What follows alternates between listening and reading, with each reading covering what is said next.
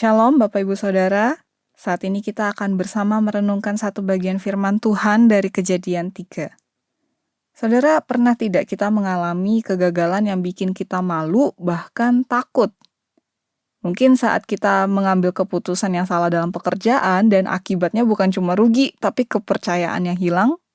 Atau mungkin salah kata yang bikin orang tuh jadi sakit hati, atau mungkin tersinggung. Lalu kita sadar tapi malu juga untuk minta maaf.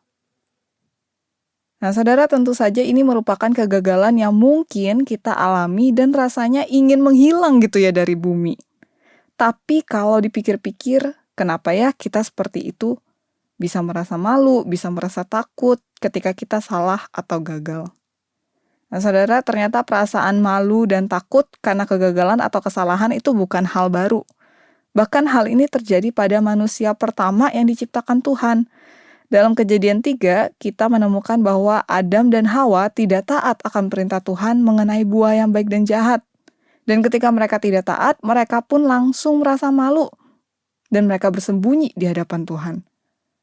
Sebenarnya dalam mereka menyadari mereka salah, mereka tuh juga takut pada akibat dari apa yang mereka perbuat. Karena jika kita lihat lebih jauh, sebenarnya ketika manusia jatuh dalam dosa, mereka bukan hanya cuma merasa malu dan takut karena kesalahan mereka, tapi manusia itu telah terputus hubungannya dengan Allah oleh karena dosa. Nah, dosa ini bukan hanya sebuah pelanggaran hukum, tapi ini bentuk pemberontakan terhadap Allah.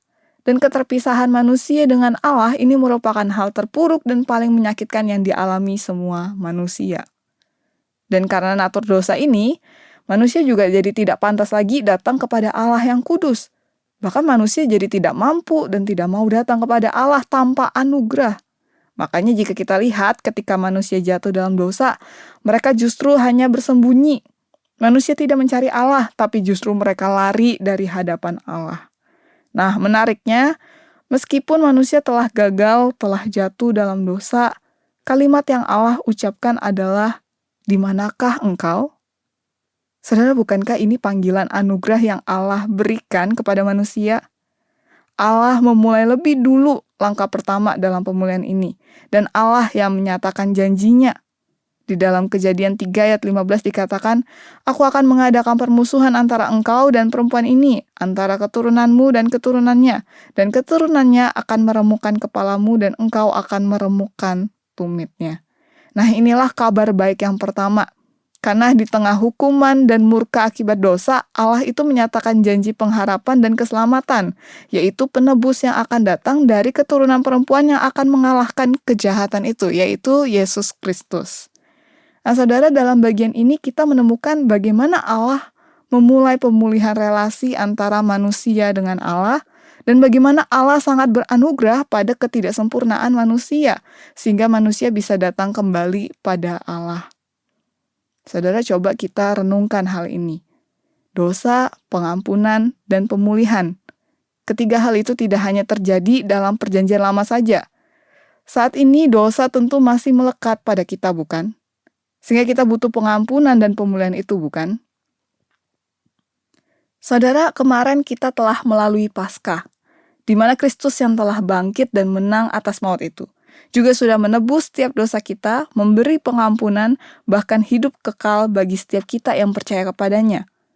Bukankah saat ini pun Ia juga sedang memanggil setiap kita? Di manakah engkau?